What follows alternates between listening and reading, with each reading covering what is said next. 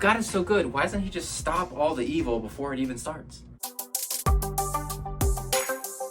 What's up, everybody? My name is Joshua, and we are Bold Follower here on our How to Share Your Faith Apologetics, which just means like how to answer questions. We're going to watch a clip from Frank Turek, who's one of the leading apologists of our time, talking about that question.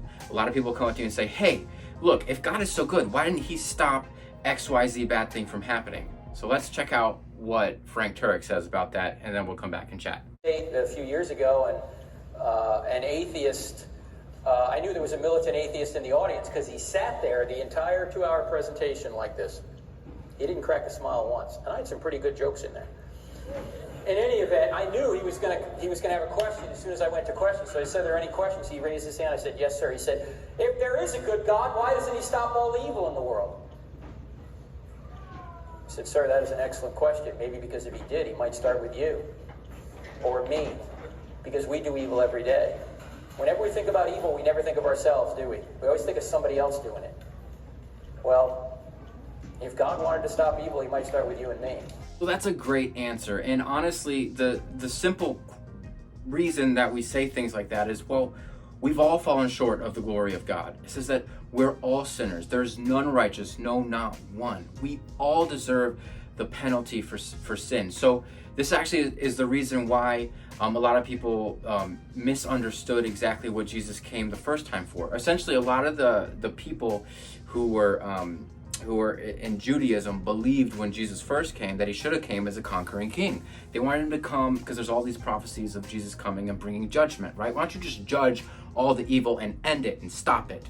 Well, the problem is we didn't realize that we are part of that problem, right? There's a Marvel movie that talks about there's an AI, a robot, and he's supposed to bring about world peace, and his name is Ultron. You guys have probably seen it. This is the second Avengers. And what he does is he analyzes everything that's wrong in the world, and he ultimately decides people are the problem. It's kind of accurate. So that thought, when we see these things, we kind of subliminally understand that's true, but then we don't ever think it's us. We don't ever think it's me. We're like, oh, it's got to be the other people, or they do worse things. But in God's eyes, the wages of sin are death, and the way that we understand that is the simplest, most basic, smallest sin is worth death. And so the payment of that, because the value is death, is somebody dying. And so unless somebody dies to pay that death, you still have to pay it. It's kind of like when you go to a court, right, and you have a fine. Somebody's got to pay that fine amount, right? $50, $10, or whatever, and then you are free to go. But if nobody pays it, then you're stuck with it. And nobody can pay it except for Jesus, because he was perfect. See, all the Jewish people said, no, like, judge it, bring judgment. We want the Messiah to come and judge all the bad, but they never wanted to look at themselves. And if you look at it, Jesus' harshest words were with the religious people who thought that they had it all together. And so it's just a reminder that when we encounter people like this, that we are also in that category. If not for Christ, we would, man, I don't even know where I'd be.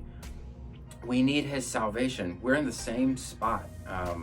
And the problem is, when Jesus first came, they all wanted him to judge, and they didn't understand that he had to be the perfect sacrifice to make that payment of death first before he could judge. Because if you took his payment, like if somebody gave you, it held out $100 and you're fine with $100, if you took that payment, you'd be safe from the judgment.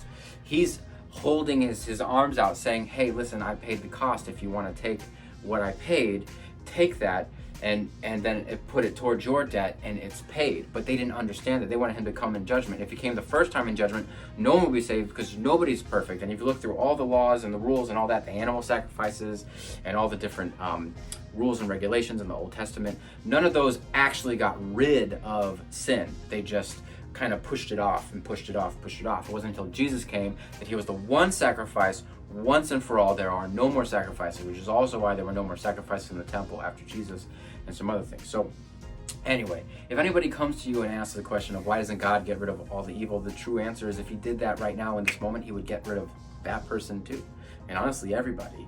and then there would be a judgment. And he doesn't do that because there's another verse that says, God is not slow as some consider slowness, right? But he's patient will that none should perish. So the idea is he doesn't want anyone to perish. It says that he takes no pleasure in the destruction of the wicked. He does not want any of those things to happen. But unfortunately, they do happen. But when we share with people, when they think, oh, God is like evil for not allowing this negative thing. Oh, by the way, also have compassion. I know I'm talking kind of fast, but have compassion, because these are real struggles and real challenges, and life is hard. And I know I'm talking quickly, but when you address it, empathize, understand, yeah, life is hard and it's difficult. And and there's all of these evil things and bad things. That's exactly why Jesus came, is to redeem and to help. And that if anybody were to call upon the name of the Lord, he shall be saved. That we believe that he came, he lived a sinless life, he died, he was raised on the third day, and God accepted that sacrifice, and he's coming back again. That if we accept and believe in Jesus and take his death and apply that to what we should be dying for, he died in our stead, we then can live eternal life with him. So anyway, hope you're blessed. Peace.